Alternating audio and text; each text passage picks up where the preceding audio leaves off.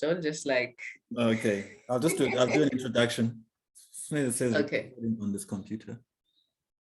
That's buffering. Aibo. Oh no. Nah. Okay, it says recording. Okay. And I say, got it.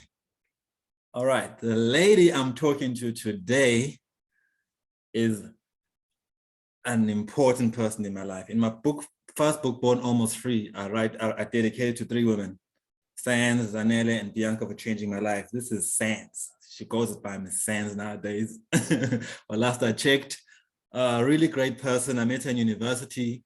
One of the smartest people I've met. You know, I'm not arrogant, but I know I'm very intelligent. So every time I meet someone who's more intelligent than me, I just want to stick to them and learn from them. And she was teaching me things I never knew about energy. You know, like how sometimes someone calls and makes you angry, and then you hang up and you tell the people how angry you are. But now you're giving that energy to those people, right? So she taught me things like that, like energy. I was 21, 2021. I was 21. So she was 20. She knew all the stuff. She read every day. She loaned me a book that helped change my life, Leadership by Giuliani, But throughout life, she's just been someone I refer to, even though we didn't speak for like 10 years, at times, or 2 years. Really great person. So, but she will tell you more. Let them know who you are and how I know you. Let's start there. Welcome. Thank you, Brian, for that welcoming introduction to this very important platform that you've just started. Kudos to you for this. As you've said, I'm Sandisiwe Mapine. Miss Sands to some, Sandisiwe Vilagazi to those who know me in the past. But we're out here now, new identities, new life. Brian, I know you from Pietermaritzburg, and that seems to be the golden thread with your guests so far. Amazing place and space. We met at the University of KwaZulu-Natal. It was University of Natal when we enrolled. And I think you're one of the first people that I met and connected with in the very first semester of being there, which was 2002. I was a bit older than our first year mates and peers due to a little bit of life experience, which I think contributes to what you experienced at the time. At the time, you used to have your hair like Bo Mystica, Bo Snoop, Dog Pound Gangster for Life. Yes.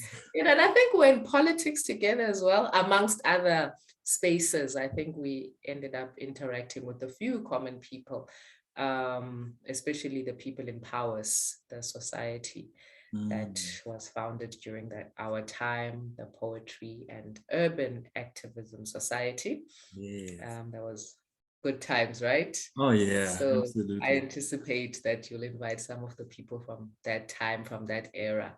Yeah, and you're right. I think we bonded around music, we bonded around ourselves. I think it was just a time of finding ourselves and being socially awkward at points, being all kinds of complicated things that 20-year-olds and 21-year-olds experience. In fact, I was 20 when we met. And you knew hip hop like my boys. That was also like something big. You were like the first hip hop head. You knew punchlines, I'm like, wow. This is my dog right here. Thank you. I don't know what to say. Yeah, if you ask my husband, he would tell you that my knowledge of hip hop is very limited. So the things that I did like, and I think at the point we had the West Coast in common, so really cool with that. But once you take it back to, the 80s and late 70s, I'm like, okay, I'm a bit out of my depth here. Yeah. So yeah, I just know the cool hip hop. And I think that era, because I don't think I tap into it as much anymore. Yeah, especially similar, stuff. Yeah. So same with R&B, really. We just come from a particular generation. Stuck in the 90s, niggas. That's what. Right. Yep. Yeah. So yeah. All right. So what do you do? What are you into these days? Besides work, you can tell me about work, and that has implications, but sometimes you writing, you creating, you go clubbing, you into this religion. Just tell me more what you want to promote. How do you feel about whatever you want to push more? What are you into these days? What do you do? True. I think, I mean, I work now, it's 20 years since we met. So a lot of things have moved forward that we were still working through at the time. What am I into? I'm still into what I was then, which is self-improvement in different ways, and how I interpret that now. I do work as a civil servant. I don't want to say much about that right now because this is not that kind of platform, but I'm in a space where we talk a lot and we're pushing the National Development Plan, the country's vision for 2030. So if there's a takeaway I would want to leave people with here is to kind of start talking about the idea of what does active citizenry mean. I mean, I advocate for it in an official capacity, but when I reflect now in my own personal life and sometimes in our quest for our individual pursuits, we kind of lose focus of the communal interest. And I think with what was happening in the country in July, we all see that there is a need for real conversations, real change, real compromises, real everything. I don't have the answers. If I did, I would be a politician running for some kind of office. So I think like most of everyone in the country, we're just hungry for something. So I'm feeling that as well, that we're just hungry for something. And it seems that everyone thinks someone else is doing it. You know, civil society thinks government is on it. Government thinks civil society is in it. Business, you know, so I don't know. We just need something. Something needs to give in order to realize the vision that we have for a society with reduced poverty, reduced inequality, and we're not doing so well in that respect right now. So that's me in a personal capacity. I mean, in a professional capacity. Personally, I'm studying. I'm now doing a PhD. Wow. My proposal was approved last year in October, so I can officially call myself a PhD candidate. Not bad. So I'm a PhD candidate in African literature. And that's more the stuff that will take me to the next phase of my life. When you met me, I was at one phase, and that was almost 20 years ago. I'm turning 40 next week. Okay. Showing off. So excited about that. So this conversation is happening at a very reflective time for me. Yabo? Because when 20 years ago, I was coming out of the first 20 years of my life, which I look back now and I realize those were the silent 20s, you know. I'd been through things that I hadn't processed or wasn't reacting the way I was supposed to, but one thing I didn't have was my voice. So with that comes, you find yourself in sticky spaces and places. And that's how I came to Pietermaritzburg. I was given an ultimatum, like, you are leaving Johannesburg, you are going to Pietermaritzburg, University of Natal, or you're going to Grahamstown, which is Rhodes. And I was like, I think give me KZN any day, you know. So when I arrived, it was literally my first time arriving, because I mean, you just see Maritzburg when you drive on the N3 prior to that. And this place just welcomed me. It was an amazing 4 years, you know, ended up doing my honors as well. The people, the smells, the experiences, the time to myself, because most of my family is in Johannesburg or the Eastern Cape or elsewhere. So I felt unencumbered, because you know, where there's home, there's expectations. Right. You have roles that you need to play. There are people that you interact with. So I was given a timeout. So the least I could do was just attend to my school books and then get the rest of your time, which I'm sure is something you also say to young people now. They don't know how good they have it. Oh, yeah.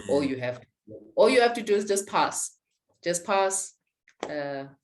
the bare minimum of sleep, get some food in your system, but you don't have the things that we're dealing with now. So what's happening now is I'm at a point where everything I was stressed and unsure about has now come together. You know, when I was 20, the things that I didn't know what where I'm going, will I get this degree? How am I going to resolve A, B, and C, and coming out of that silent phase, just coming into your own. And now they say life begins at 40. So it's almost like back there again. Now I'm just like, okay, so what's my purpose? What is my purpose, you know? And that's what I'm trying to work out now. So what I'm promoting, I guess, is give yourself time I mean, I know you know this, but maybe we've got some young ladies who will watch this and there's that pressure. By 25, you must be this. By 30, you must be this. By 35, you must be this. You know, that doesn't work. Those are that's a sure way to get yourself into trouble. Yes. If you think that you've got a time that you are chasing. So that's pretty much where I'm at. And I think as we chat further, we'll go into details with some other things. But right now, just a wife, I'm a mother, I'm a student, and I'm a civil servant. Oh, that's beautiful. Thank you. That's powerful, especially because I, you know, when I did this book, I wanted to, it was never ending. The more I wrote, the more I'm like, okay, I've got 1,000 other things I could write about. So let me find a way to wrap it up. And then once I wrap it up, I start having conversations with mostly women. I definitely thought about women. Then eventually I got inspired to talk with guys as well. So this is about the voices of women, because I'm fighting for women in a sense, but I want the women to tell me what to do, their leadership, and also just guidance, even for women, because I'm dealing with strong women like yourself. Women who maybe coming to their own, and women who are still finding themselves, but just being alive today is strong, you know, and saying, so thanks for that. Yeah, finding self, expressing self is so important, especially with the history of our country, you know, as a collective, as just the national psyche, there's so much that we've been deprived of.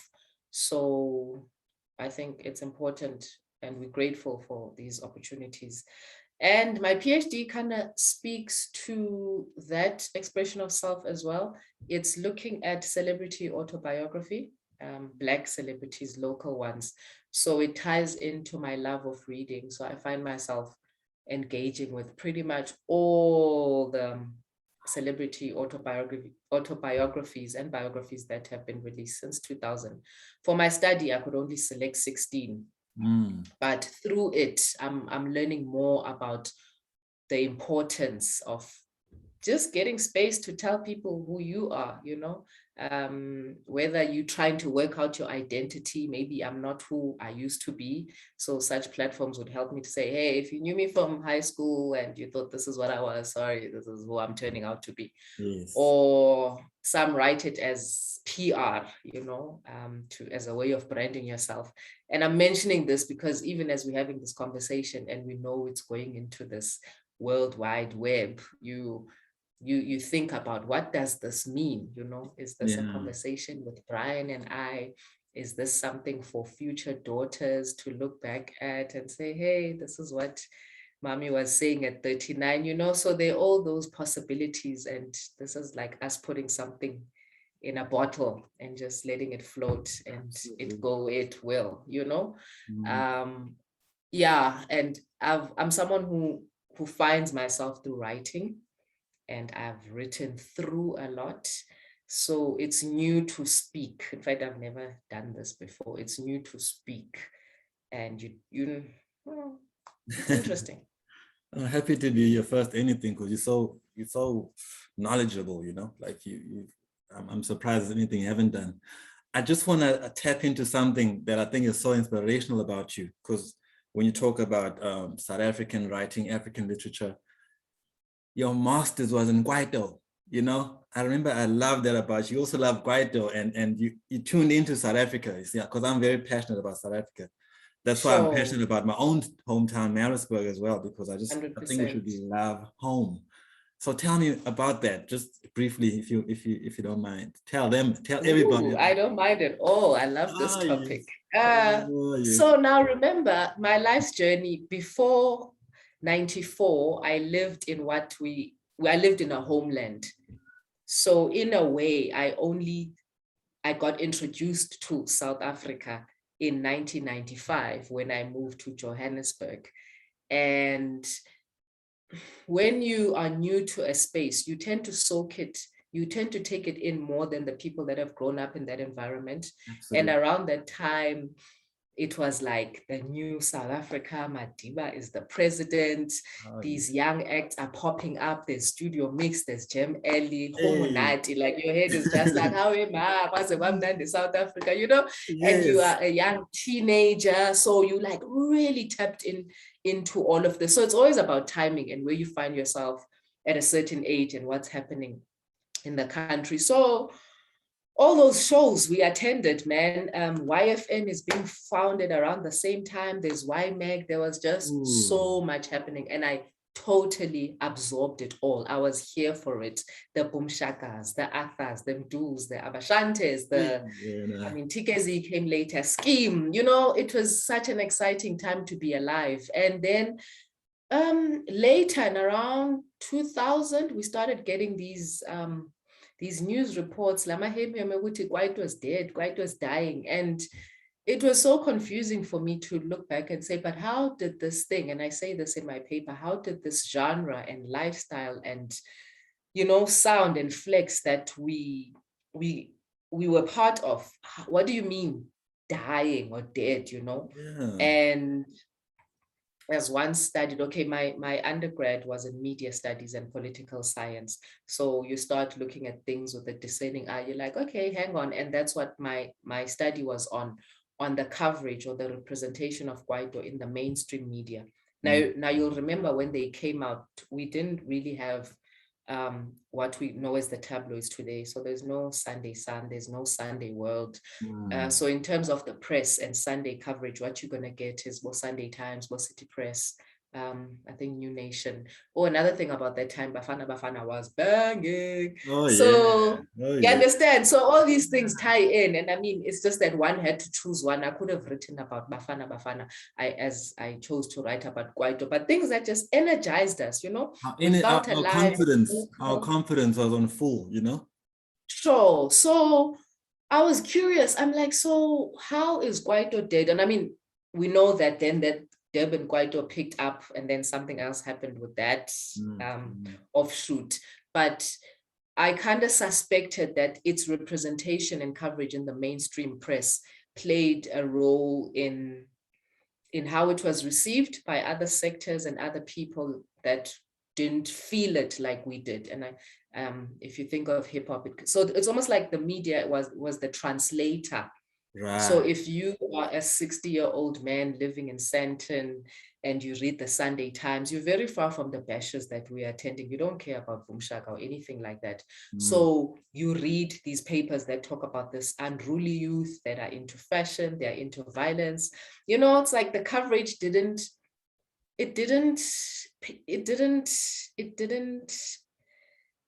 it just didn't happen, man. It just didn't happen. We lost an opportunity there to document, to look into what this is about. I feel you. You know what I mean? So if you're gonna frame them as thugs, they're not going to get endorsement deals, you know.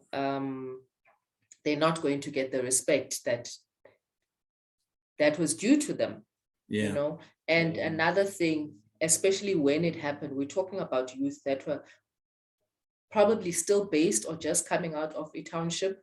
So this is not a group of young people that were used to dealing with journalists either.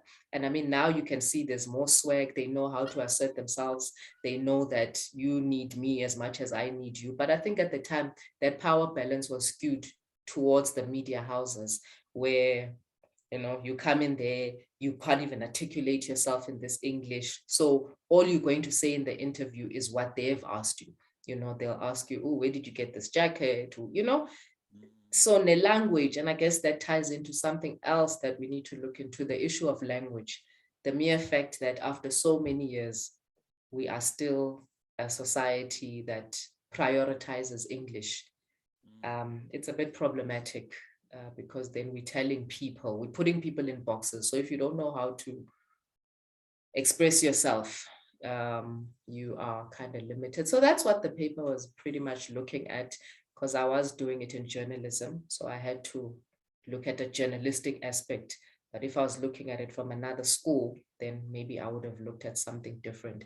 I mean, we know the running jokes about the Mandozas of the world. We know the running jokes about the soccer players, you know, who then to happy birthday and to you too, you know. We think it's funny, but I can imagine, and Babes Odumo says it, that she's anxious about doing interviews now because she knows she's going to trend, you know, because you'll say something that you didn't intend or it will be twisted. So there's something about language and the power dynamic. So I just wanted to look into that. And my conclusion, of course, was that the mainstream media, in particular the Sunday Times, failed Kwaito.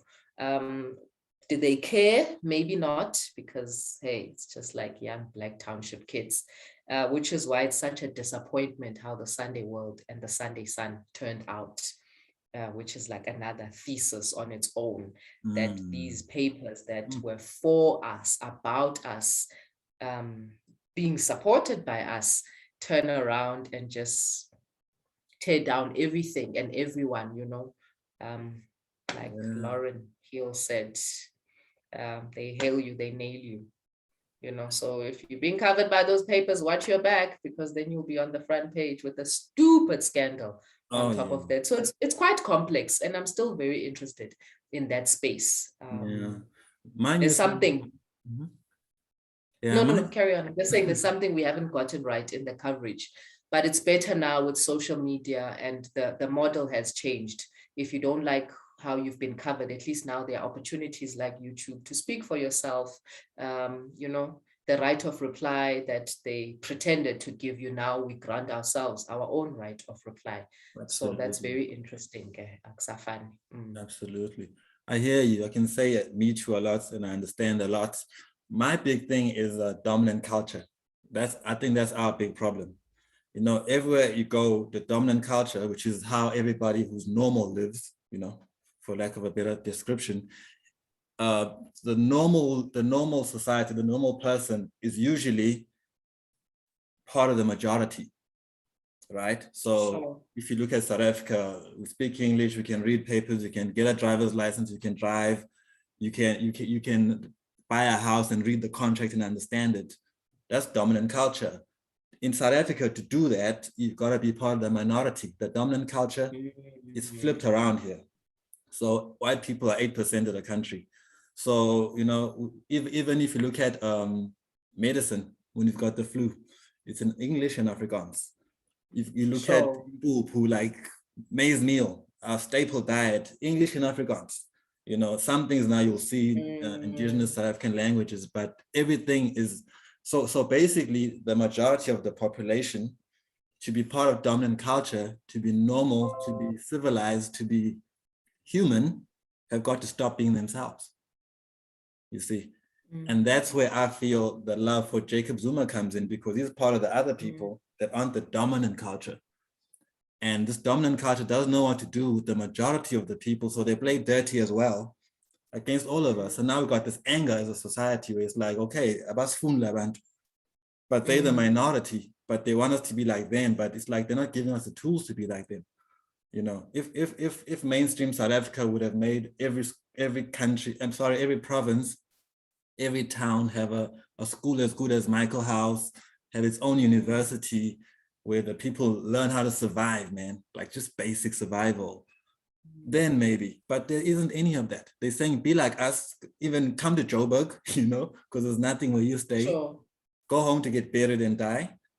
And now it's like, but there's not enough space in Joburg.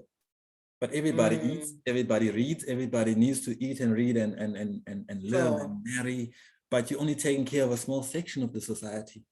So that's the real challenge, I feel. But I'm a small guy, so that's why I write. It's like, okay, here's my solution or diagnosis, and I need people to sharpen it. So with this woman love thing, I'm saying the same thing, like, yo, I feel these are the issues.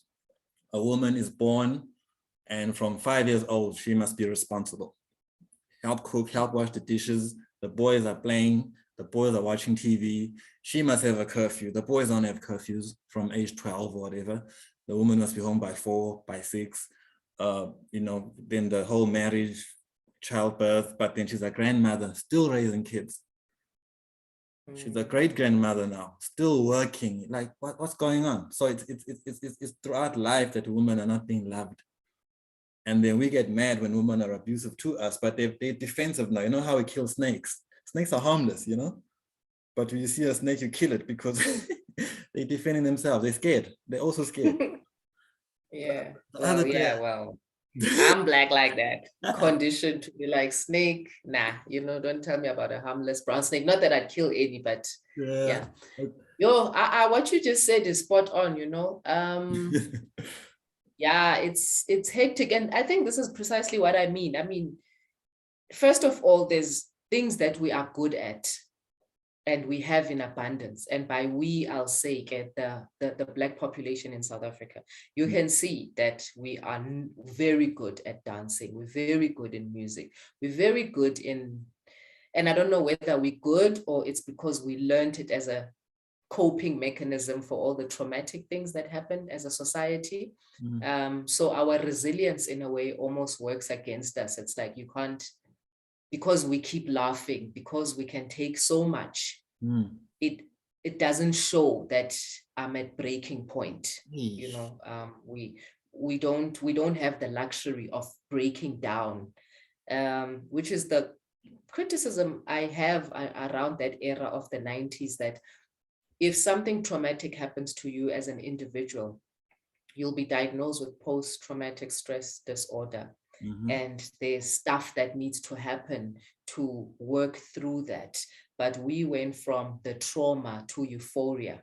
Perhaps it was necessary. We celebrated, new flag, new everything, let's rebrand the national broadcaster, let's rebrand the national airline, let's sing Kumbaya, let's merge these national anthems and call it a day.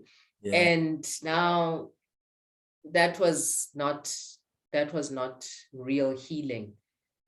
So yeah, you're right that if you are able to play the game, and the game didn't change, and I'm very mindful, I don't want to get into politics right now, but if the game doesn't change, then the criteria to play doesn't change. If the game says you need to speak English well, if the game says you need to have had access to a functional science lab in order to access certain courses, then already you are out of the game. Yes. So we always playing a game of eligibility, and whoever's not eligible is left in the previous round. So when I say I'm doing a PhD now, I don't know what doors it's going to open for me, and we've been programmed to keep learning in the hope that something better will happen. So studies tell us that a child's development starts from the day of conception. I think it's the first 1,000 days. So if you're eating badly through your pregnancy, that child is already behind the classmates whose parents were, whose mom was, had access to good food, rest, things that we don't all have. But back to the game players get to set the rules, not only who gets to play, but also what has value. So the fact that you are Panzula and you can do this, okay, that's great. We'll call that a hobby. How do we, and those game players are not looking at it like that. Personally, I always feel like we could be the entertainment capital of the world. Invest in the infrastructure. We've got the weather, we've got the people, we've got the spirit. And we can see this in the people that we are exporting, that no, man, we've got that thing, but we've still been tricked into believing that like the raw gold and the minerals that we export, we need to go there to be polished and recognized by Hollywood and recognized in New York, in London. And it's like, you rock. Whether this is in fashion, this is in athletics, we need to be verified. elsewhere. And that's intentional to a degree, because just imagine if we had decided, and there's nothing wrong in saying the future is science and mathematics and coding and all of that stuff, but the way kungakhona, the children that you see running around in some of these townships, you are already like 15 years behind your Chinese counterpart. Coding bus, I think, has left you, but that doesn't mean it's over for you. So what are we good at? And this is why I think on social media, I'm active on Twitter, not necessarily Facebook and Instagram. This is why there's so much frustration against the Ministry of Arts and Culture, because there's this thing that's burning us, and we're like, yo, man, give us a chance. We can do this. And I'm saying we, not necessarily because I'm one of them, but that's where my energy and resources and interests lie. Because that evens the playing field in a way. You know, you don't need to have gotten a university degree to shine at what you are naturally good at. Instead, we want to change. I mean, our teenagers are into beauty, they are into looking fly, they are creating content. What do we do about that? How do we help them to monetize their interests, their skills, you know? So creating more Michael houses is not necessarily the answer. Those that qualify and that's where your interests lie, good and well, go there. But dance academies, and not for export, but we don't have an auditorium where they need to be. Here in Johannesburg, Newtown, which used to be such a cultural hub, is pretty much dead, you know, and you just wonder, so where are our uneducated or poorly educated young people going to ply their trade? So it's like all these things are connected. Can you imagine how depressing it must be? Yeah, by the way, wake up and be worthless or deemed worthless. Yes, it's that thing I was saying. You know what I mean? You have to be un-you to be successful or to be acceptable, to be just human. Because being you doesn't generate anything. That's where the problem lies. Getting respect, you know? Yeah, the money. It's also about buying power, unfortunately. No, so that's a big part of it. Yeah. You know, and how do we get that money to come to us? I mean, when you look at people like Bomam Esther Mahlangu, why is there only one? Hey. Like, really now? Are you telling me that in this entire South Africa, there's only one woman that knows how to do it on that level? You know, I don't think that's one cool. Black person at a time, you know, like Hollywood. Do you understand what I'm saying? So just when you look at, just go to our spaces, most of them, our walls are gray, they are white, they are whatever. Why are we not expressing ourselves? Emizini yethu, you know, that Ndebele art, that Zulu art, that Khoza art. Why, when you land in SA, you must see, you know, I'm somewhere else now, you know? Absolutely. So I think Nathi, and I say that Nathi as a collective, we've slept on ourselves in a way. You do need to be cheeky to an extent. You do need to say, you know, the notion that was for us, by us. And there's exciting pop-ups now. We see the local tekis, you see the Batus, you see the Makhosas, you see the, you know, so it's happening, but not enough, man, not enough. So we're still gonna have some hectic conversations around the economy, the structure, who the key players are, who the gatekeepers are, what the requirements for participation are.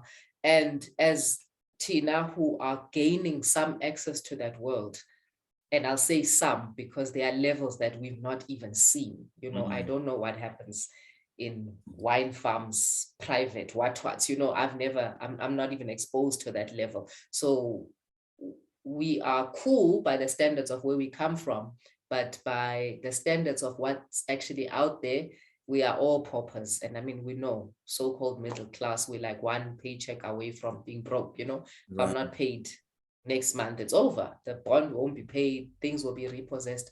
That's not cool. But in an extent, with the little access that we've been given, I feel like we are also then, we buy into it So if people are protesting, for example, we are part of the people that are calling on those radio stations. Oh no, they've blocked the road to the airport. How are we going to get to work? Without thinking that these people are saying, well, if I can't get to the airport, no one's going to the airport. And that's unfair. That's unfair. That's how we judge. You say, no, you can't. You got to let this 5 be cool, and then it will trickle down to the 80 of you. So just vulani indlela bahambe basebenze bapromote, and I think that's what we're realizing, that this trickle down effect, who's monitoring it? Absolutely. I just want to clarify something. Sure. Yeah. No, when I was thinking about the Michael House, when I was in high school, I was choir, even though I can't sing.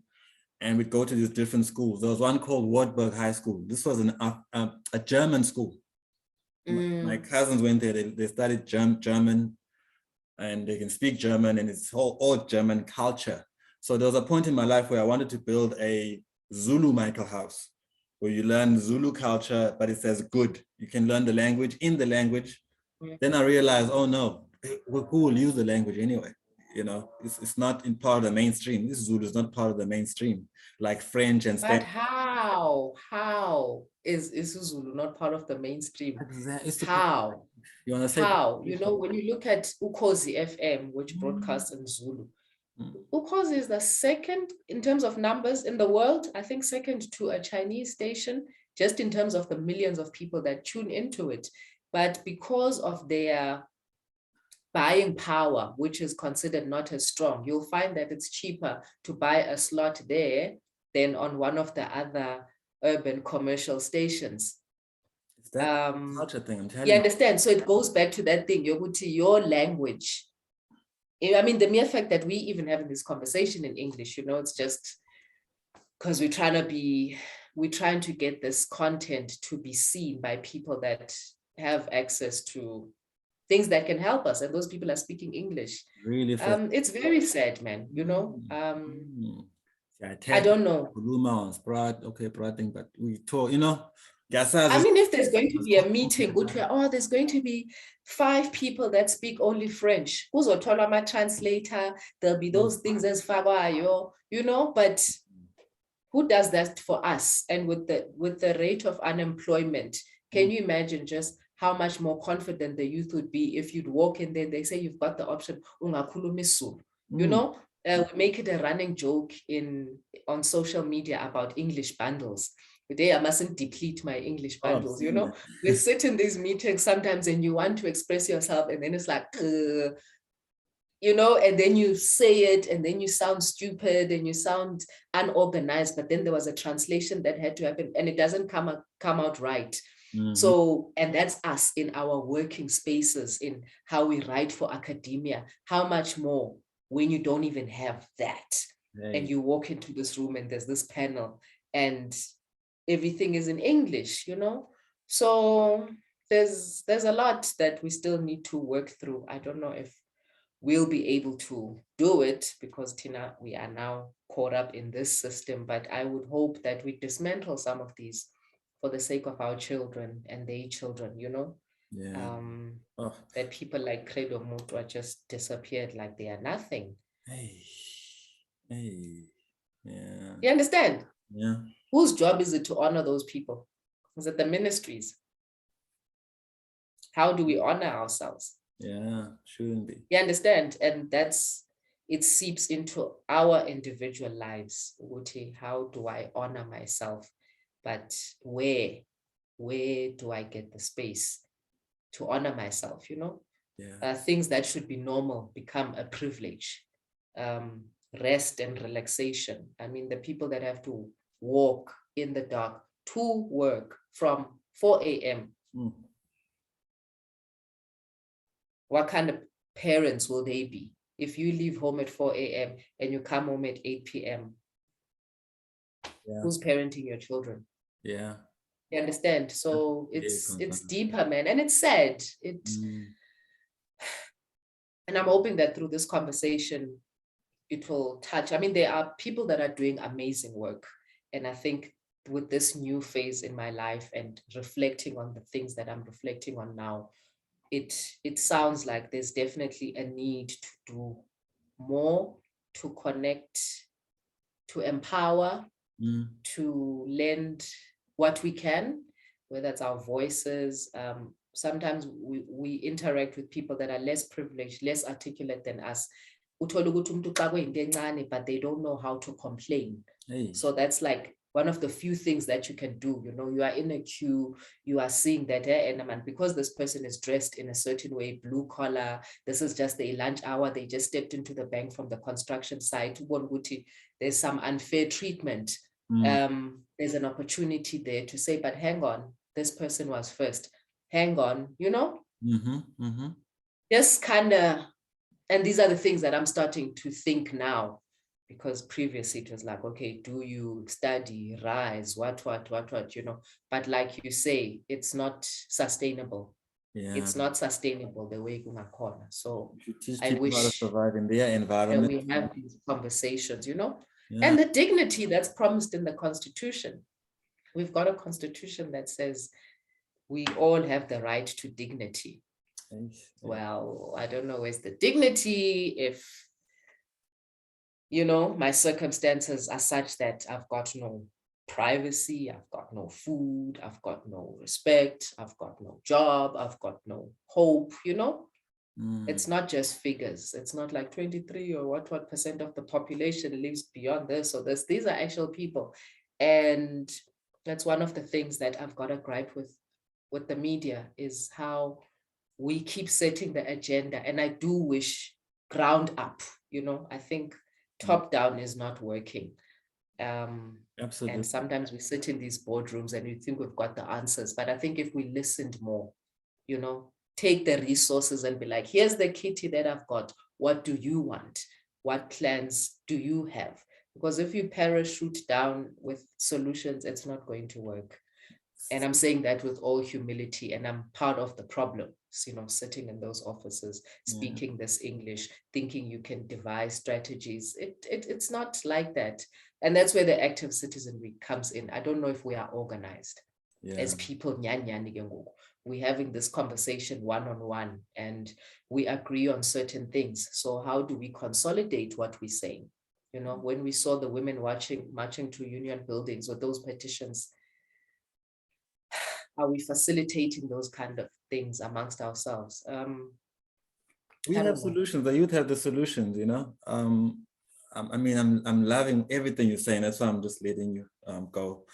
I'm trying to figure out how to cut everything, so I'll have like 100 snippets of some of the things you're saying that are just precious.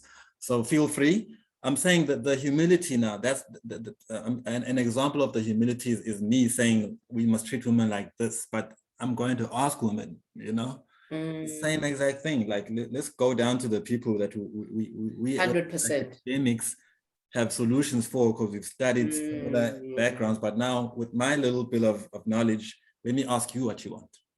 Maybe don't want a tap, you know. I mean, in sociology, we learned about people building a tap for the community.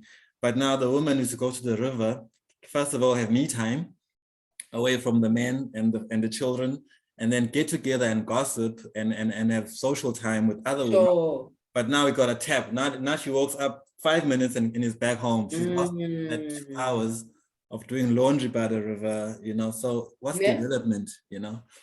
Listen, as a woman, what challenges do you face? You know, the beauty of this question is because I'm talking to people at different levels of society, different careers.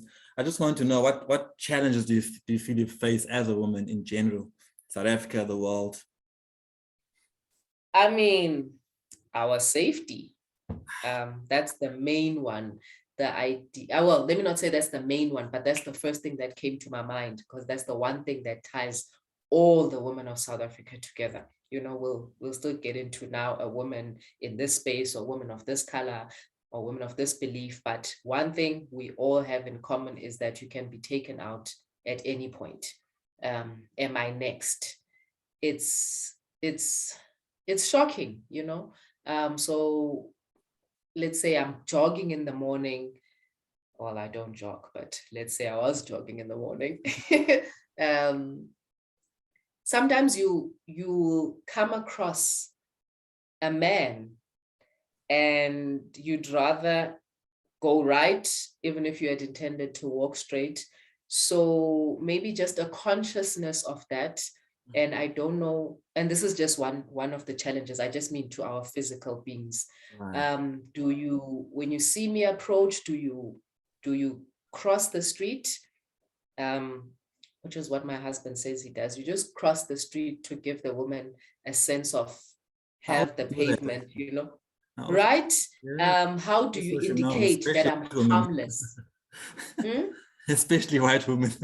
Like you say, Well, I mean, all women, sure, you know, but scared of us, you know. and what you said earlier about the roles that we occupy from a young age up until we are older, I know that the challenges that you face also depends on where you live, who you live with, what you have, what you don't have. So I won't be so arrogant as to say I'm speaking for all women. I'm going to bring it to me personally. Mm-hmm.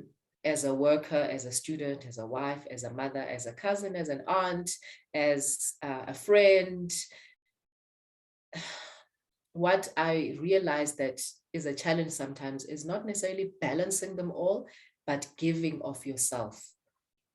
Giving of yourself physically, giving of your time, giving of your advice, giving of your service, giving of your resources, and not to say we don't want to, but sometimes you just wish the world came with a pause button. So I love what you said about that walk down to the river to have me time. And that applies for, I think, most women that I know, especially our peers, with what we now call adulting, you know? Yeah. And realizing that the minute you open your eyes, there's already like to-do lists. There's already, you know, there are all these demands and what we need to do. And some we impose upon ourselves. So unfortunately, what ends up happening with all these demands is the easiest person to let down is yourself. So if you wanted to change your routine, you wanted to start your day with some wusa, you wanted to walk, there's a competing demand, whether it's the baby or it's the boss or it's this or it's that. So it's easier to let yourself go. It's easier to put your needs last. Yeah. So it's always beautiful when you are surrounded by people that understand that and just carry some of the load. If you can't carry some of the load, then just pause on some of the demands or the requests. But we used to this, you know, we used to this. And it was very interesting, the Women's Day and Women's Month that we just come from, that for the first time you get women that says, I don't want to be imbogod. I want to be an egg. It was beautiful. I don't want to be told that I'm strong. I want to be weak, you know, because that strength is intrinsic, you know, but it shouldn't be a shield that you wear every day. You don't need to be a superwoman every day. You don't need to save people every day.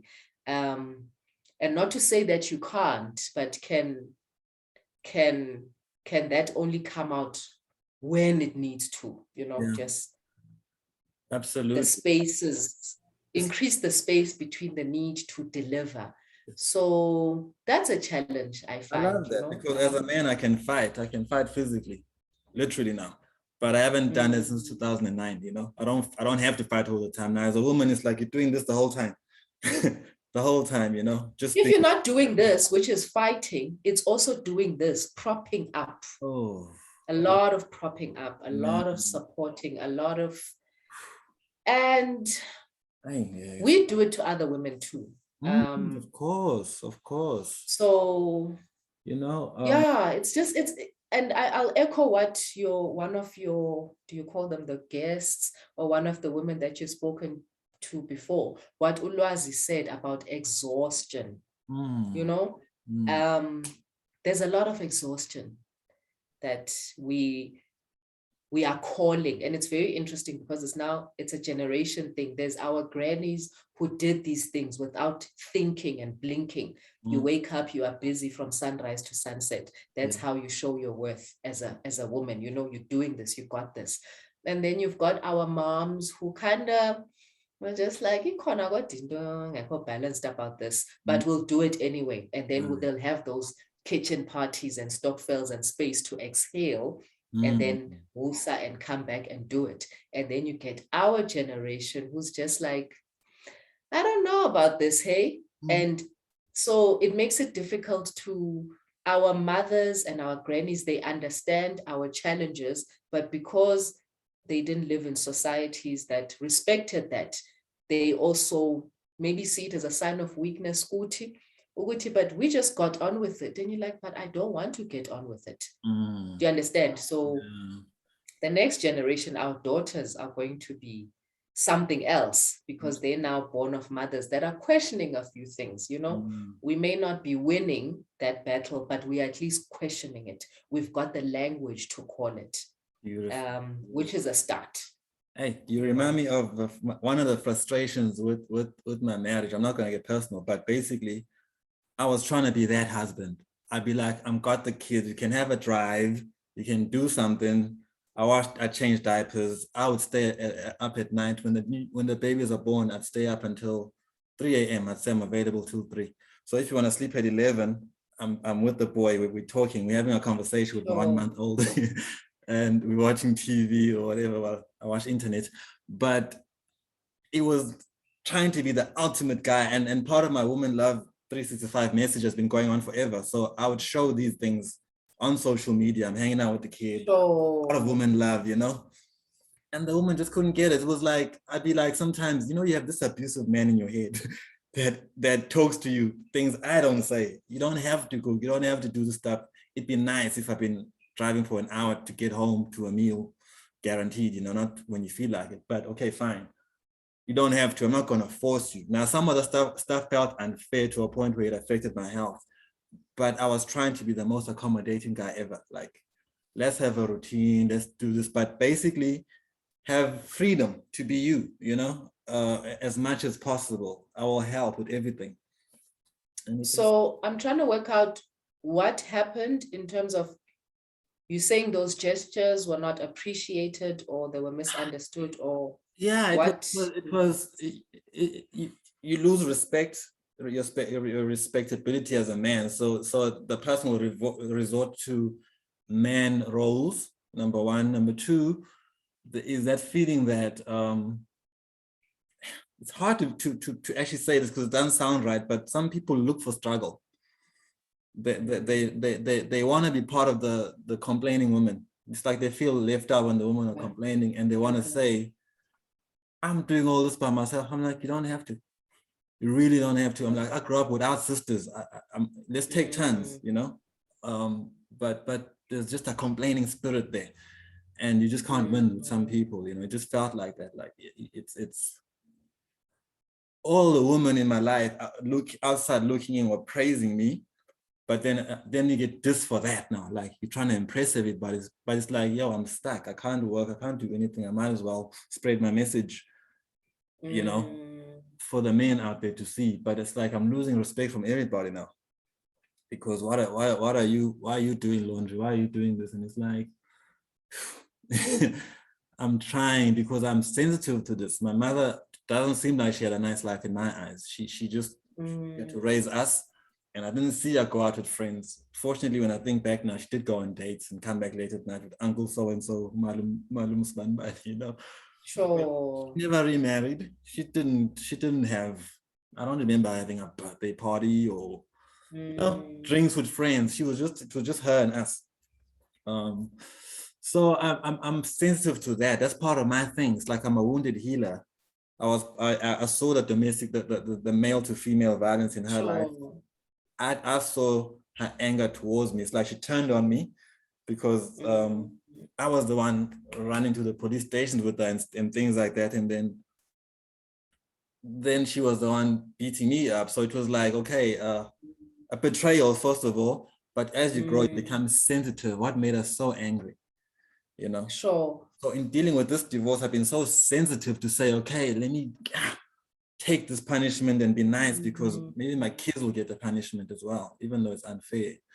But my point is that, how did it fail? Because I was the most accommodating guy ever. How is even the divorce becoming so ugly? Because I'm the most accommodating guy ever. I'm like, okay, you know, take the stuff you didn't buy. You'll be with the kids, fine. I'm not gonna fight you for the kids. It's like when you're an accommodating man, there's no reward for it. This has been all my relationships. I'm an easy guy. Like, there's a girl that liked clubbing a lot, and I was just like, go, it's fine. Get turned on by men and take it out of me, you know. I'll get the benefits of you having fun. And then one day after we'd broken up, what happened?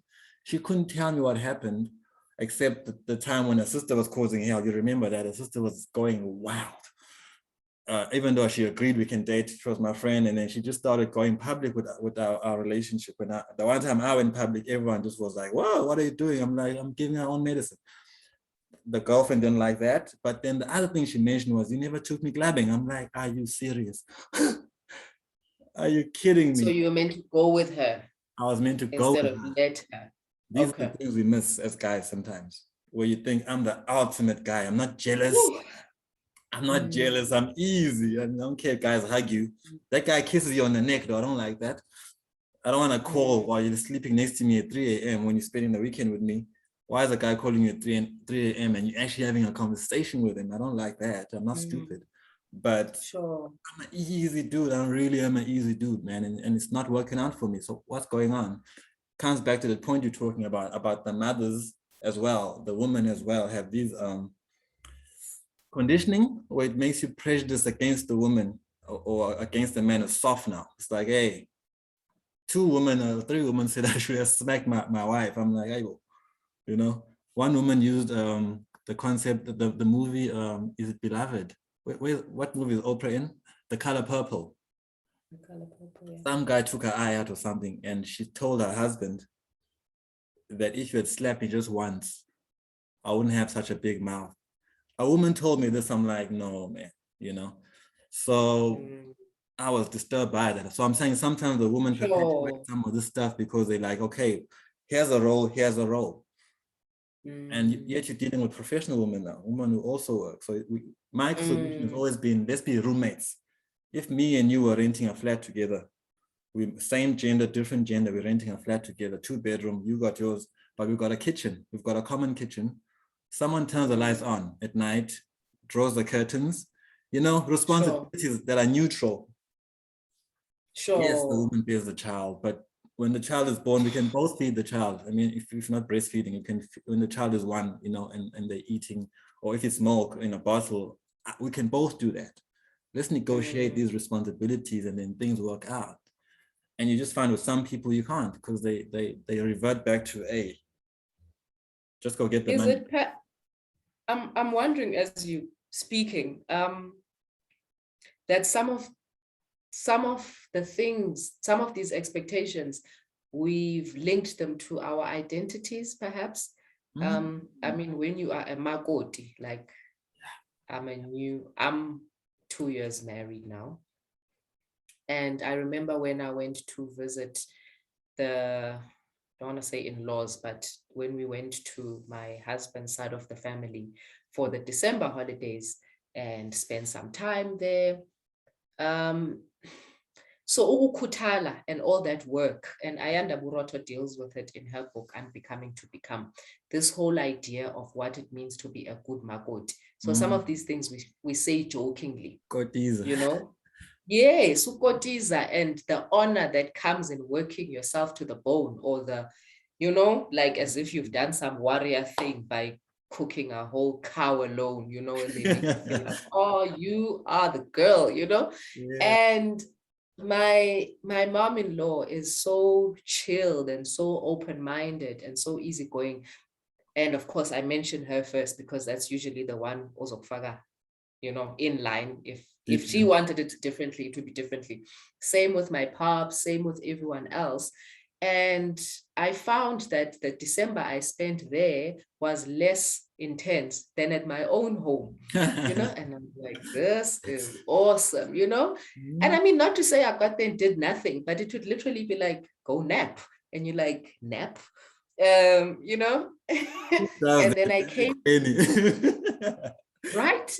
But fortunately, I wasn't tied to the idea of while you sleep, I'm going to do like a magic wand and you find the house sparkling, you know? They quickly got those ideas out of my head. But what I'm saying is when I came back from that holiday, and I call it a holiday, one of my own aunts asked me, so how was it? You know, it's the first time you've gone there. And I said, it was amazing. You know, I rested, I read books, we took naps. And her first instinct was shock, to say, as almost as if I've fallen into a trap. She's like, oh no, oh no, oh no, don't tell me you got there and did nothing. I'm like, it's not that I did nothing, but so our very own are just saying that, so what were you then if you were not a perfect Magoti then? And I want to then bring it back to what you are sharing as something I call anyway, when I started thinking about these things, and it's linked to maybe the idea of love languages. And I think it's in that space, but something like a chief output. And so chief outputs are things that I like to do, you know. So I may not want to clean, but maybe I want to bake. I may not want to bake, but maybe I'll organize your cupboards, or, you know. So it's important that we go into relationships and these spaces knowing what we are good at and what we can give off freely and happily and endlessly if need be. But now the problem arises when your chief output is not linked to what the person wants, you know. So let's take the love languages, that you could be a gift buyer, but you are buying a gift for someone who actually appreciates acts of service, right? Like, I see the new car, but there are dishes in the sink, you know, or vice versa, you know. You could be, and it sounds like that's your love language. You do acts of service, you give words, you know. I love words. So some people can do all these grand gestures, wash the babies for you, but talk to me, you know, say. So some want to be seen, you know. So based on where I'm coming from and my experiences, I love being seen by the person that I'm in an intimate relationship with, because for so long, and some of it was my own doing, where you've put up these walls and you are not seen. So it's like, you see me, you know, and that creates a bond that's maybe is way deeper than what would have actually happened if you had gone and bought me a designer bag, you know. So it sounds like those are the conversations that you need to kind of have early on. And of course, we do falsify sometimes when we start relationships. Right. But let's say it didn't start from that point. You know, you look at the person that you're with and they say, I don't want you to stay up at 3 with the kids. I want you to do something else.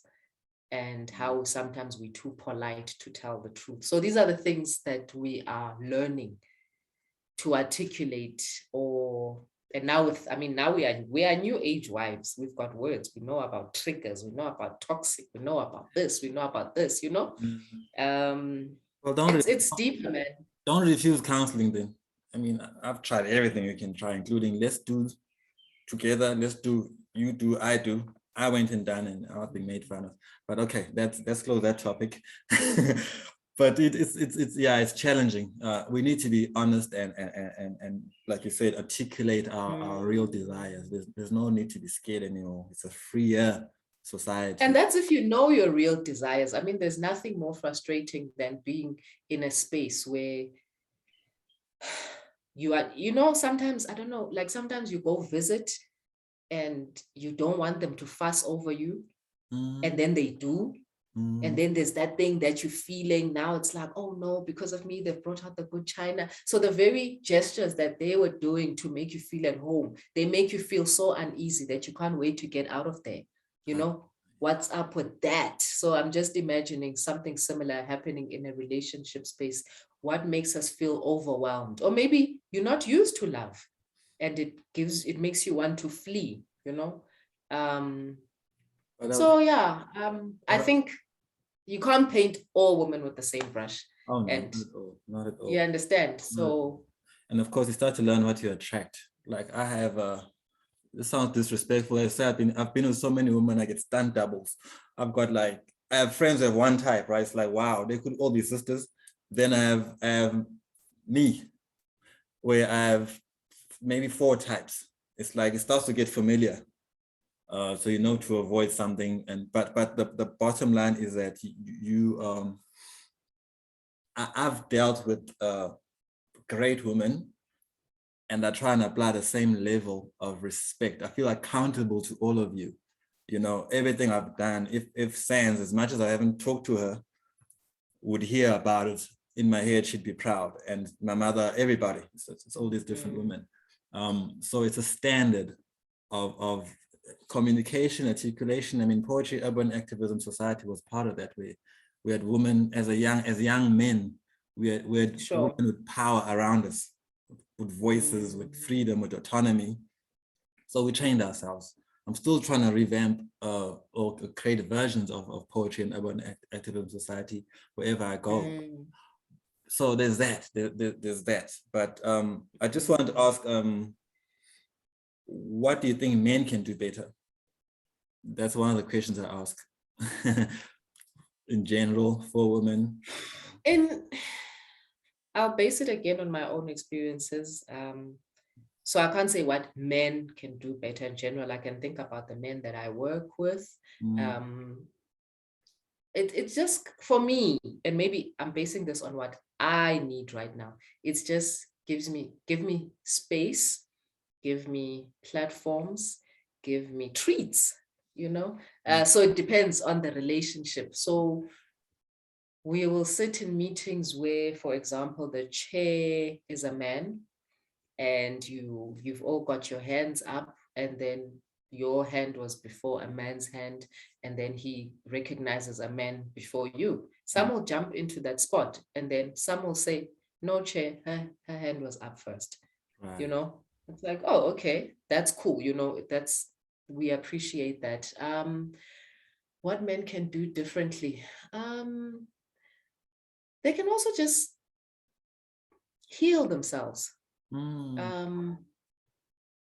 Because it will be one less thing to worry about. Does that make sense? Yeah, definitely. I was reading, someone did a study on autobiographies in another African context. In fact, they were comparing some that were produced by women in West Africa, East Africa, South Africa. And they were just saying that what struck them was how South African women, and this was politicians, South African women politicians, we make so many excuses for our men. We excuse neglect, we excuse abuse, we excuse so many things in the name of, I understand your struggle, you know. But for me to have to understand your struggle means, again, I have to put myself a bit at the back and understand you, that, oh, that was a trigger, or that was a, you know. So if our men were more active in their own healing, it would take some of the load off, you know, healing, introspection, and knowing your own triggers, you know. We'll say, oh, men are angry. No, men are not angry. Not necessarily. There's hurt. There's things that we need to work through. And we are new as a society, Black society, into normalizing the notion of therapy. You know, indoda yomzulu eqimbile uzoyiqala ngaphi, uyitshele ukuthi it must go sit across a stranger and ivule isifuba sayo and talk about how he was raised, how he was abused, how he was disrespected, you know, and those things accumulate. That's what I'm also learning, that there's pretty much nothing that we can run away from.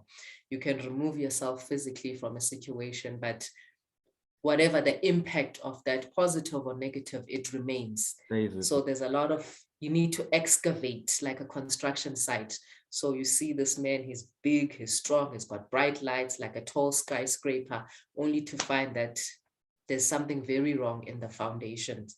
And if their identity and sense of achievement and worth is linked into that structure, it takes a very special man to be open to say, okay, let's go to those roots, you know. And this culture that there are certain things that, or certain processes behind the scenes that men get together and then present themselves to women. So it takes an amazing man to let you in a back door and show you of what I'm made of, instead of feeling the pressure to give me a ready-made man, you know. Let's both go into the workshop and be like, how's about you loosen this string? Because then, you know, it will have this effect. So vulnerability, and it's a difficult thing because we all have past, we've all been, you know, that trust. It takes a lot to be vulnerable and open and honest.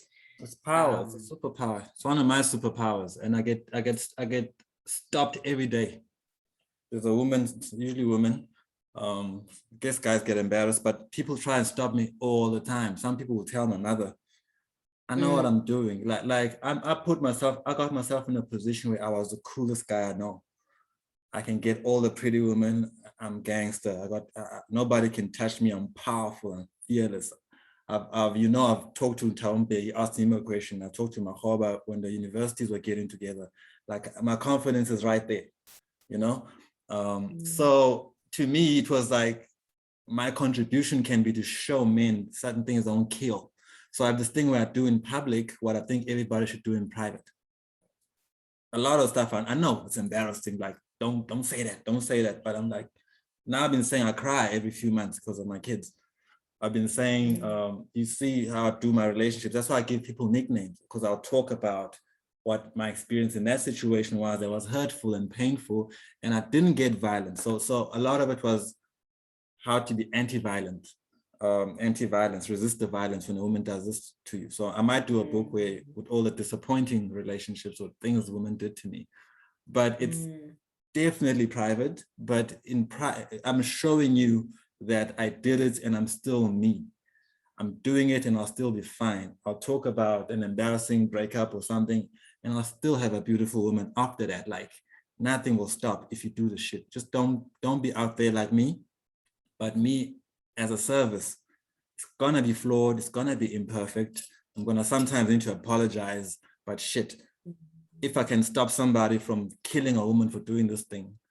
And that's been part of what I think I brought on myself. Like, you know, I told somebody someday a man will say, when they say, okay, Brian, talk to him, he's violent or he's done this, he'll say, I was when they mean. You don't know what she did. Why's got the teen? You don't know, like, life is making me. Now you see, that's, sorry, just to butt in there. Yeah. You don't know what she did. You don't know what to say, what she said. And I wish we would question and pause right there. So what does that mean? So that's what I meant by, there's things that are deeper. Ungenze so. Yeah. She, you know, whatever. She left my food there. What does that mean? Do you understand what I'm saying? Because then we start to get deeper and understand the things that that make us angry, that trigger us, you know. She threatened to leave me. Okay, so what does that mean? You understand? Yeah, now she was leaving for her own reasons, but the rejection that you felt triggered something. When she didn't want you, you know, what did that say? And again, I'll tie it back to what Ulwazi said. That's the feeling that you need to deal with. That's the healing that men need to. It's almost like, for people that are supposed to be so strong, they're also quite volatile. You know, you can't be ready. Someone does something to you on the road. It's time for road rage, you know? What is that? Yeah. What's there? That's weakness. What's there, you know? Just like, and this is why I love my husband, like, be calm, you know? a calm man, you know? And it doesn't mean it's a walk over, but like, just less quick to react. Absolutely. You know, Give it a day. Less quick to react. And not to say women are perfect, but whew, I mean, it doesn't help that South African men are mostly, what's the word? What's that thing when you're cheating? You know, that's promiscuous, that's denying yourself the opportunity to create a safe space with one woman. You know, if you've got 4 girlfriends, you know what I mean? Yeah. It doesn't quite work like that. It's like too many cooks spoil the broth. You know, when we're starting a new thing, we're starting a new thing. So you can't, when you're out of my sight, someone is adding cumin, and then someone else decides to go add a herb. You know, now it was confuser, but we're not ready for that conversation. So yes, that's another thing that men can do better. They need to. That's been very tough for me, because I used to feel sometimes when I get in an argument with a woman, when I need something and I can't get it, I feel like that's maybe okay. Let's say I want attention. Okay. I would feel like maybe she'd be happier if I just went and got attention elsewhere, and then I didn't demand so much. So sometimes you'd be made to feel demanding. You understand, as a man, right? And you start to feel like the guys, my friends who are cheating, whatever, then they don't have these kinds of problems. So maybe that's why I always break up with people. It's like, but so are you saying it's like not putting your eggs in one basket kind of approach? Is that? No, it's because I'm against it. I've never two-timed, you know. It wasn't financially practical. It wasn't emotionally practical. Women cry about it in R&B songs. You know they don't like it, so I don't do it. But as a man in the minority who doesn't do it, who doesn't cheat, there are things I've always not got in the relationships, as much as I give the woman freedom and whatever they may require. So it's to start to feel like it's you know, I'm giving too much attention, I'm giving too much, I have too many demands, but it's what I need, you know? So obviously I'm in a wrong relationship, but there were times I'd question, like, you know what, the other guy would get in this argument, he'd just be like, cool. And he'd be back a few hours later, or we'd call her in a few days after being with someone else. And it's like, she's happy because, hey, my man doesn't stress me. And I also felt like other women previously would have had men like that. And now here you are, trying to be devoted, trying to figure out how to coexist 24/7. When do we get our spaces apart? And the woman's not working with that. She's more tired of you know? So it's like, you know, that guy that she said she cheated with, she actually was happy. So maybe that's what she wanted. If she didn't know he was cheating, maybe that's what she wanted. You know, to mess with me. What complicates this conversation for me is realizing personally that over the years, even what you need in a relationship has shifted with time, you know? So there are relationships you can look back on now and realize that at that particular point, there was a particular demon that I wasn't willing to deal with. So I needed someone who couldn't see much. Does that make sense? So for example, let's say you're hiding something, or you're not dealing with something, or you just push something away. There are men who will probe. By that very probing, they think that they are helping. But at that particular point, you yourself are not ready to have that conversation. So at that particular point, you just need the guy who's buying the drinks and the hee-hees, and you know. I love that. Yes. Exactly. And then when you evolve, so this is why self-knowledge is very important. This is why we write a lot. And this is why I know where I am now, because I've got documentation of where I've been at different spaces, you know. My psychologist said that actually. Pardon? Before I got married, my psychologist said, you were right. You've been writing, even if you're not writing about yourself, writing songs, whatever, you know yourself more than everybody else knows themselves. So you're dealing with people who don't know themselves like you do. And you can have challenges in life. So, I mean, there's a quote, I can't say it verbatim, but that people will only meet you as deeply as they know themselves. They meet themselves. So a shallow person, you know, and I mean shallow very loosely, but there's a deep dive that you need to do with yourself. And then you'll know, this relationship is not working because I'm not getting what I want, or this relationship is not working because what I'm getting is not what I want. This relationship is not working because they are asking something of me that I'm unable to deliver right now. You know, there's also that. So it's not just a need, it's also what you are capable of giving. And so if you get into a relationship and you tell a person, look, right now I've got nothing to give. I'm between what then and the future. I'm figuring myself out how that person needs to decide. Do they want to be with someone in that space, or do they want someone who's still at the early stages so they can influence you, or do they want a complete product like issues, go sort yourself out and come back when they're done, you know? I must say though that I'm finding so much fulfillment in marriage, because there's that, okay, now we're doing this. There are levels, you know, and I didn't even realize it, but I realize it now, that there was a bit of a handbrake. So in all the previous relationships that I've been in, there's a part of me that has always been for me. There are struggles that are for me to work through. I wasn't an open book, you know, but, and maybe because you don't know, you know, now you feel it's a safer space. It's almost like you are a ship and you're passing other ships, and then you get to a point where you drop your anchor. You're like, okay, here I'm gonna stay, you know, and then you're willing to do the work, because there is work that needs to be done. And sometimes it's hard to do that work when, you know, it feels like we're still auditioning, or it's complicated, man. But that makes sense. yeah, it's a lot. Makes sense. Yeah. Oh, it makes sense, right? Yeah, it does. Oh, I'd love to talk to you again. I'm not getting enough. But I don't even know how long we've been chatting, but you know what you're doing is awesome. Thank you. And you're making us think and have these conversations. I mean, what Powers was about, and what we need more of as a society, to have these conversations. You know, to have these conversations about expectations. What do you expect? Why do you expect that of me? Or why do I expect that of you? And then you come to realize, oh no, that's not a genuine expectation. It's because I saw my dad do it. And then in my head, I came to believe that that's what all men need to do. Or you want it because your mom did it and she's like your North Star.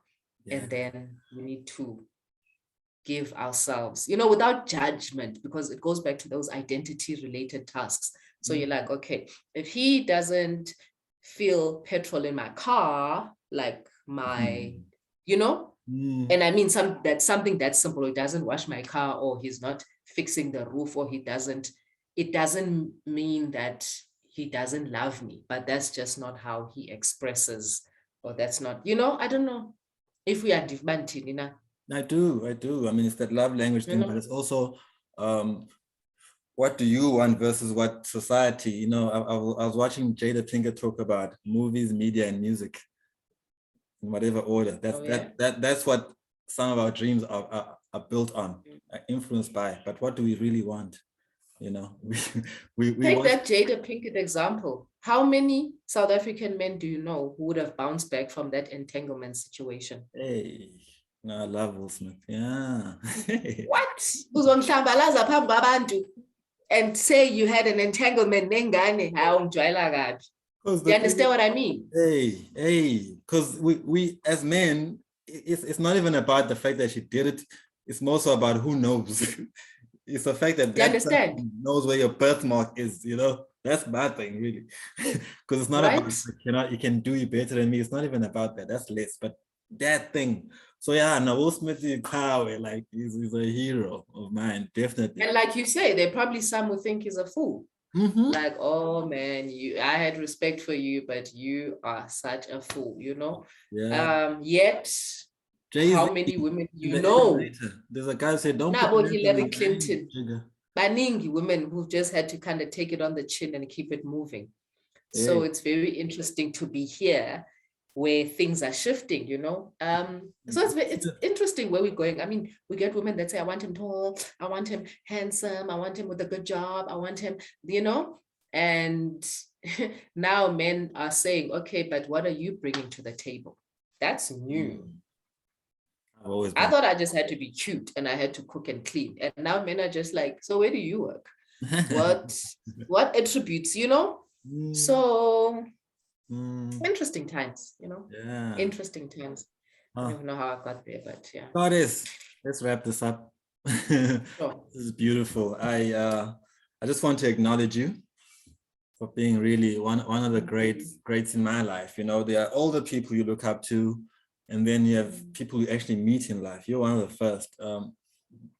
Just free conversations. I think being from Johannesburg, you know, coming to Maritzburg, you say that's where you were free. I think that's part of it, because I know that basically the reason Johannesburg people seem to have less values, morals, is because they're away from home. They are free and they do whatever they want. So then you get the real of them, the realness. They're not hiding from mommy, no auntie to tell them if they see them having a date or smoking a joint. They're free. So I think that's why you contributed to me. You are away from your home in a foreign place. And you really, that's one of the reasons. I mean, whatever your reasons were, I'm adding. I'm one of the reasons you came to Maritzburg, and you really did a lot for me. And I mean, you're one of the people that tortured me to be a better man, you know, because no, I like to call it torture, because it's when you meet an open-minded, free, powerful woman who doesn't need you, then you got to step up and say, well, why does she want me in her life? Let me look at myself. You understand? And that's important. And you began it. It happened with Bianca. It happened with few other women. Zanele. It happened with these women that were just like, bruh. And I think it's better that with women who are not dating, because now it's your friend, and it's not we're gonna break up. It's like shit. Maybe be someone of quality for this quality person. Now you're forced to really do it. So it's also important to have friends, because it's like, bruh. And then if I meet Can I tell you something funny? Can I tell you something funny? While you just said that about French, you remember when I went and I came back with the biggest crush on someone, and I was like, oh my God, oh my God, oh my God. Yeah. In retrospect, it wasn't necessarily a crush on that person, but I was projecting. They were where I wanted to be. They exuded what I couldn't at the time see for myself. Does that make sense? And I clung on to that because previously I'd been a failure. I didn't know whether I'm coming or going. And then all those things that I was attracted to. So you are right. There are people that just kind of make you think, the material, you know, what did it take to be made of this, you know? And sometimes we mistake it for love, and we think you're in love, Kanti. You are actually on your own journey. And this person is just like pushing you, you know. Showing you it's possible. So yeah, you know, so I amuse myself because I totally thought I was in love with this person. And that's what was happening. And now I'm there, I'm just like, I'm all right. I'm all right, you know, finally. But there was some validation and being seen or hoping to be loved by someone that you hold to a high standard, I thought would pour into me, but it didn't absolve me from having to do the work. So I just hope that you continue to do the work that you do. And I want to preach the gospel of selfishness to women. So we always think of it as such a ugly thing, but it's not a bad thing to be selfish. You can't pour from an empty cup, and we should be honest enough to say those things, to say, you know, so you'll get someone who'll appreciate you. I think there's someone for everybody, you know. That's what I've learned. I've been told I'm complicated, I've been told I'm this, but when you find your match, it doesn't even feel like you're making an effort. You know, it's easy to give, it's easy to compromise, it's easy to apologize, it's easy, you know. But when and that energy we speak about, the energy doesn't lie, man. Does not. Sometimes we are force. When you force, it will blow you flames. So that whole notion of, oh my God, butterflies, I'm scared of butterflies. Love is where they are not, man. Love is just water flowing, you know. So we also need to relearn what we think love means in a romantic sense, you know, what attraction means. I remember when I started dating my husband, and he would call me and I wouldn't feel these things that you'd felt with some of the bad boys when you see his name on the screen. And I was just like, I was a bit scared. I was like, what does this mean? You know, but at the same time, we gave it time, and our dating was actually harder than where we are now because we're trying to make this thing work. So yeah, it does work. And I know that he's got exes who probably wouldn't believe that he's in a settled, happy relationship because they thought he was difficult. So Beautiful. yeah, in Zulu, but in umaqondana. Yeah, it's beautiful. You know, where you don't have to spend your life translating or explaining. They just get you. And that's what I hope for you, you know, because you're going to be exhausted, you're going to be bitter, you're going to be, you know, and you've got all this love that you want to pour out onto someone who's not afraid of receiving love, who's not going to be shaken by all these women that you connected with or you speak to. And that's something real. It's not a lot of women that would just let you go off into the sunset and have all these interviews and reflect on past loves. It's like, hey, what is happening? You know? Yeah. And if you come into, if you bump into someone and that becomes an issue, then I would hope you'd be able to say, what does it mean? You know, what does it mean to you? Why does it unsettle you? Yeah. And then you'll be. I don't budge. I won't budge. Even writing this book, I was trying to force my wife to like, listen, it's what I do. She's even on the cover of my second book, my book of poetry, because I'm like, this is what I do. And then she pretended she's okay. I mean, she'd complain to my mother. But listen, one of the things you did for me on your 21st, you get up there and you say, I want to thank all my boys. You know what you do for me, you know? These are the things you do for me. And I'm just like, I don't know how that feels, you know? And now I do it. I say my homegirls, my ladies, my queens, you know, and it's not people I'm having salacious relationships with, but it's, you gotta have an open mind, man. We need women, we need each other to make this country work. You know, it cannot be that Sands cannot do a business deal with Brian because now she's married. Now she must, instead of being a billionaire, she must just have 100,000 rands to her name because she's married. Isn't she loyal to her husband when she's pursuing her interests, her goals, with a team that is 3 women, 7 men, you know, 7 men, 3 women. Sure.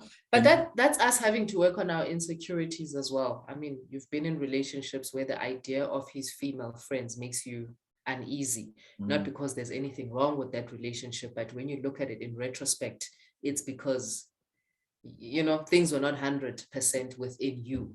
And I acknowledge that now, you know, you'll be talking innocently to say, oh my gosh, my friend is so amazing. She's so dynamic. But because I don't feel that, I'm already just like, ish. You understand? So it's almost like you're seeing her and lavishing praise on her and how dope she is as a whatever she can be. It's almost like utate from me. And that's not how it works. And I've had to learn that he didn't take that praise. And it's not your praise. Yeah. We have our own vibe. So that's also a thing, you know. Yeah. And that's why I'm raising it to you, because now you've got like, you know. And we are possessive sometimes, you know, and it's not about being possessive. It's about feeling like you are my safe space. And we're jealous of that. Because love is also a resource. You know, this understanding, this helpfulness is a resource. He's my husband. He's comforting me, not you. Yeah. You know what I mean? That's petty, but you also need to own up to when you're being petty. I mastered it. I mastered that thing because I don't hang out with you. I can't stand. I told you long ago, I don't hang out with girls. I'm not going to go. I love having the odd coffee once a year, twice a year, but we don't hang out. I don't go clubbing. I'm not in the women's lives, all of them, because I knew at some point I'm going to have a spouse. So I made a room. Even my mom was removed. I started doing less and less for my mother so that the wife has all this space, all this room to move, you know. But yeah, I mean, life goes on. I think it would be interesting going forward if you even brought on some female psychologists.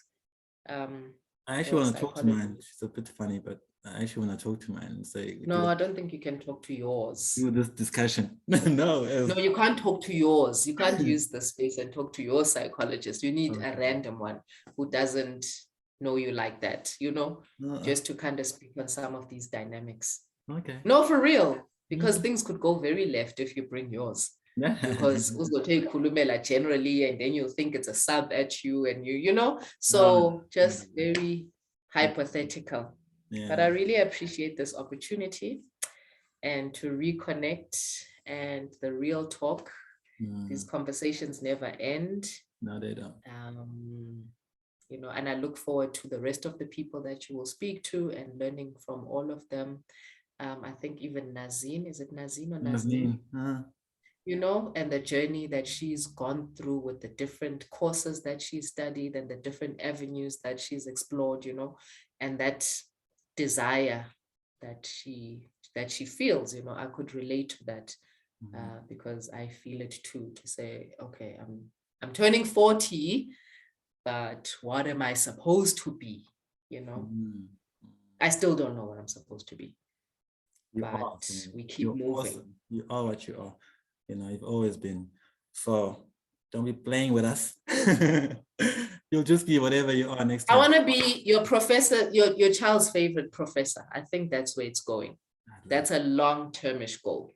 So there's like the next 15 years, God willing, I still need to figure out. But the end goal is to come back and work with our children in that space. And you know, I was in academia for 2 years previously, and they need us there. Yeah, we need more of us in those spaces. You know, we need to hold our children's hands. We need to protect them in those spaces. That's the one thing I'm guilty about. Make them feel like they belong. So more of us do need to go back to those spaces, whether it's teaching or lecturing or just general mentorship, you know? Yeah. Thank you. So I can't wait for that. You know, when I feel like I've come full circle and I've achieved the things that I want to achieve, and giving back. Shoban. Thank you. Love to Brian.Khoza. Take good care. Yabonga. Will do. Love you forever. Take good care. Do you end the recording? The recording. Do I just leave now? Wait, I'm just gonna stop the recording. Sure. Well, I'm sure you'll have cut it before then.